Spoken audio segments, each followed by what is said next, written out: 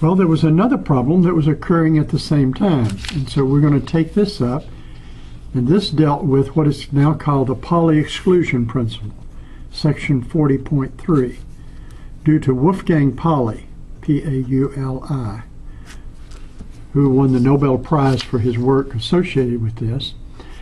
And Pauli was a German physicist, and he addressed the problem that we see in the following. If you have a nucleus, so you got all these protons here, and you have all these electrons, they seem to be in different orbits. Why don't all of the electrons come down to the lowest orbit? Because they have the least energy. And if there's a lowest orbit, that would correspond to the factor n, the integer n being 1 in the last case for the lowest possible angular momentum being the lowest orbit. Why don't they all go to that lowest energy state? Well, Pauli formulated what is called the Pauli exclusion principle.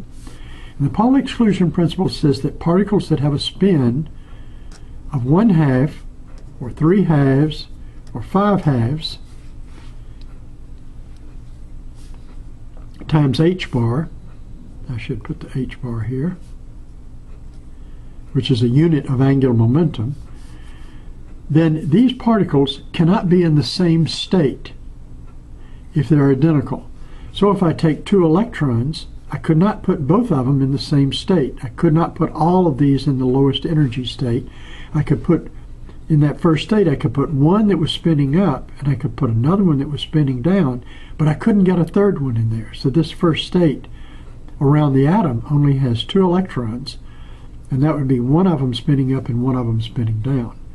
So identical particles that have a half-integer spin in terms of h bar are called fermions.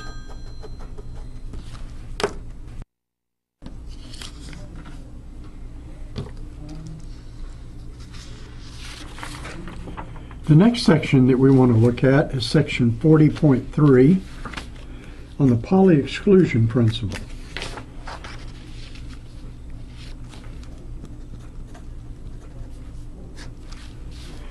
Well, you see there was a problem. If we have a nucleus where all of these protons, all the positive charge is concentrated in one place, and the electrons are rotating about it, why don't all the electrons drop to the lowest energy level?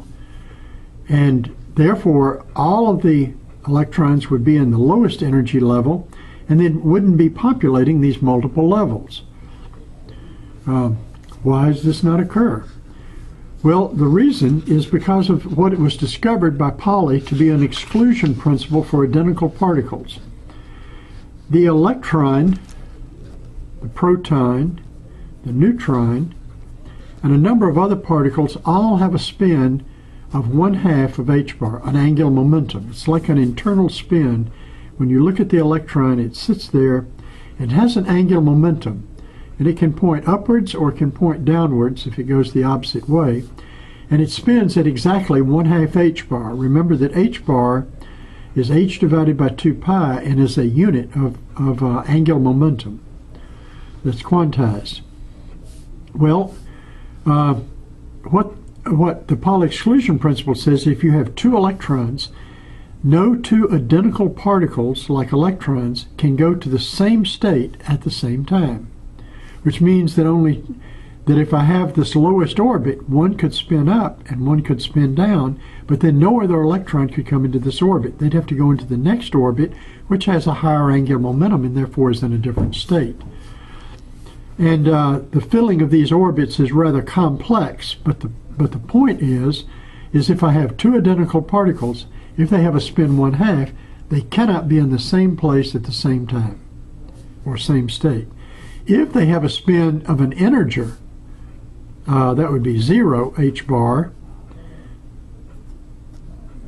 1 h bar, 2 h bar, and so forth, then those like to be in the same state at the same time. Examples of those are things like the pi meson that's in the nucleus, the photon, which is the particle of light, the quanta of electromagnetic radiation, or the graviton, which has a spin of 2 h bar, All of these particles and a number of others like to be in the same place at the same time. They're almost like attracted to the same state, whereas these are repelled. This comes from what's called the statistics associated with identical particles.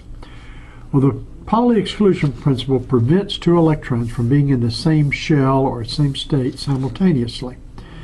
And therefore, these levels build up. As they fill up one shell, you fill up another one. And this would be true with any of these spins of 1/2, 3/2, and so forth times h bar. But it does not apply to the integer spins, as I mentioned previously.